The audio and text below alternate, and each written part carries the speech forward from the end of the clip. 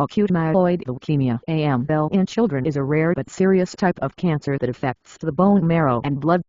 While AML is more common in adults, it accounts for about 15 to 20% of childhood leukemia cases. AML in children differs from AML in adults in several aspects, including its presentation, treatment approach, and prognosis. Here are some key points about acute myeloid leukemia in children. Incidence: AML is relatively rare in children compared to acute lymphoblastic leukemia, which is the most common type of leukemia in children. However, AML is more commonly diagnosed in infants and toddlers than in older children. Symptoms: the symptoms of AML in children are similar to those in adults and may include fatigue, weakness, pale skin, shortness of breath, fever, easy bruising or bleeding, frequent infections, bone or joint pain, swollen lymph nodes, and abdominal discomfort or swelling. Children with AML may also experience symptoms such as weight loss, loss of appetite, irritability, and difficulty concentrating. Diagnosis: diagnosis of AML in children requires a thorough evaluation, including blood tests, bone marrow aspiration and biopsy, imaging studies such as X-rays or CT scans, and other tests to determine the extent of the disease and its specific characteristics.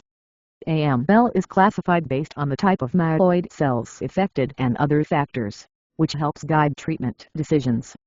Treatment for AML in children typically involves a combination of chemotherapy drugs administered in phases, as well as targeted therapy, radiation therapy, stem cell transplantation, or immunotherapy, depending on individual factors and disease characteristics. Treatment may be given in phases, including induction therapy to achieve remission, consolidation therapy to destroy any remaining cancer cells, and maintenance therapy to prevent relapse. Prognosis: the prognosis for children with AML has improved significantly in recent years, particularly with the use of more intensive chemotherapy regimens and targeted therapies. Overall, outcomes for children with AML tend to be better than for adults, with cure rates exceeding 60 to 70% in some studies. However, prognosis can vary depending on factors such as age, overall health, subtype of AML, genetic abnormalities, and response to treatment. Supportive care: children with AML require comprehensive supportive care throughout their treatment to manage side effects such as nausea, vomiting, hair loss, fatigue, increased risk of infections, and other complications.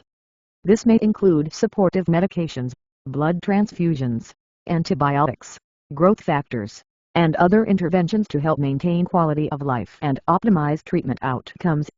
Overall, the management of AML in children requires a multidisciplinary approach involving pediatric oncologists, hematologists, nurses, social workers, and other healthcare professionals to address the unique needs of children and their families and achieve the best possible outcomes.